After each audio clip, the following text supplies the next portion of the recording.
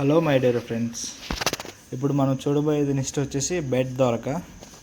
అసలు సిచ్చలైన ద్వారక మన ఈ బెట్ ద్వారకలోనే ఉందన్నమాట. ఇప్పుడు మన ద్వారకలోనే చూడబోయే చివరి సైట్ సీన్ అని అంటారనమాట. ఇందాక మనం ద్వారకలో కొత్తగా నిర్మించిన ద్వారకాని చూసాము. ఇప్పుడు పూర్వం ద్వారకని ఇప్పుడు మనం చూడబోతున్నాం అనమాట. ఒకప్పుడు మనం పూర్వం ద్వారకకు పోవాలంటే మనకు ఒఖా నుంచి కొంచెం దూరంలో ఉండేదన్నమాట. అది బోట్లో ప్రయాణించాల్సి ఉండేది. కానీ ఇప్పుడు మన నరేంద్ర మోదీ గారు బ్రిడ్జిని రీసెంట్గానే ఓపెన్ చేశారనమాట. అది కూడా నేను ఇప్పుడు ముందున్న వీడియోలో నేను మీకు చూస్తూ ఉన్నాను అనమాట. ఇప్పుడు మనం ఏ దీవికి వెళ్తున్నాం, ఏ రాష్ట్రంలో ఏ ప్లేస్కి వెళ్తున్నాం అంటే మన గుజరాత్ రాష్ట్రంలోనే బెట్ ద్వారక అని పిలుస్తారనమాట.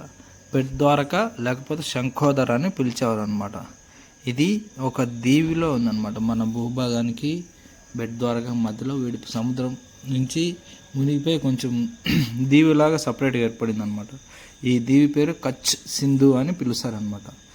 ఈ మన ఓఖా నుంచి బెట్ ద్వారక పోవాలంటే దాదాపు 13 కిలోమీటర్లు ప్రయాణం చేయాల్సి వచ్చేదన్నమాట. ఒకప్పుడు పర్మనెంట్ గవర్నమెంట్ బోట్స్ ఉండేటివి, ప్రైవేట్ బోట్స్ ఉండేటివి అనమాట. ఇప్పుడు మన నరేంద్ర మోదీ గారు రీసెంట్గానే ఒక బ్రిడ్జి ఓపెన్ చేశారు. అది కూడా నేను మీకు ముందు వీడియోలో మన ఛానల్లో ఉంది. ఒకవేళ ఎవరైనా తెలియని వాళ్ళు ఉంటే వెళ్ళి చూడండి అనమాట. సో ఇప్పుడు మీరు చూడబోతున్న బ్రిడ్జ్ వచ్చేసి దీని పేరు, దీని యొక్క వ్యాయామం సగటు మొత్తం అంత ఎంత అయిందని చెప్పేసి కూడా నేను ఒక ఫుల్ వీడియోలో నేను మీకు సపరేట్ వీడియో నేను చేసి పెట్టాను. అది చూడండి అనమాట. ఇదే అనమాట అది బ్రిడ్జి, సుదర్శన సేతు బ్రిడ్జి అని అంటారు అనమాట. ఇంతకుముందు ఈ బ్రిడ్జి సిగ్నేచర్ బ్రిడ్జి అని పిలిచేవారు అనమాట. ఎప్పుడైతే మన నరేంద్ర మోదీ గారు ఓపెన్ చేశారో అప్పుడు మనకి వాహనాలు రాకపోకలు అప్పటి నుంచి మనకి బెట్ ద్వారకకు అనుసంధానమైందనమాట.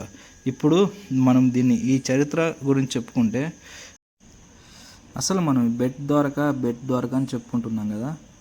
అసలు ఈ బెట్ ద్వారక ఏ విధంగా వచ్చింది, బెట్ అనే పదం ఏ విధంగా వచ్చింది, శ్రీకృష్ణుడికి ఈ భూమిని ఎవరు దానం చేశారు అనే విషయాలు ఇప్పుడు మనం మాట్లాడుకుంటాం అనమాట.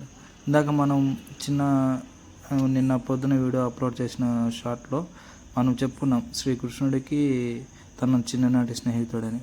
సో తన చిన్ననాటి స్నేహితుడు ఎవరైతే ఉన్నాడో అతను మన శ్రీకృష్ణునికి బహుమతిగా ఇచ్చాడనమాట. ఇప్పుడు దాని గురించి మాట్లాడుకుందాం.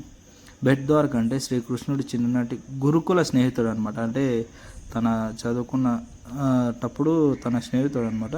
అతని పేరు వచ్చేసి సుధాముడు, కుచేలుడు అని కూడా అంటారు. బెట్ అంటే బహుమతి ఇచ్చిన ప్రదేశం అని చెప్పుకునేటోళ్ళండి. పేదవాడైన కుచేలుడు గుప్పెడు అటుకులని శ్రీకృష్ణుడి కానుకగా సమర్పించాడు అనమాట. కుచేలుడు పాదాలు కడిగి సాధారణంగా ఆహ్వానించిన ప్రదేశం ఇక్కడే.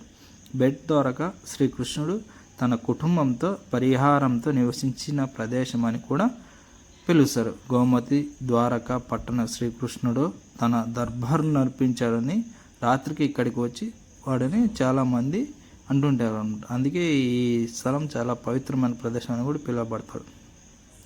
అలనాడు శ్రీకృష్ణుడు నిర్మాణాంతరం అసలైన ద్వారక సముద్ర గర్భంలో కలిసిపోగా మిగిలిన ఈ చిన్న భాగమే బెట్ ద్వారక. ఈ ప్రధాన ఆలయమైన ద్వారకలో ఉన్న ద్వారకాధీశుడి విగ్రహం లాగానే ఈ బెట్ ద్వారకలో కూడా ఉంది.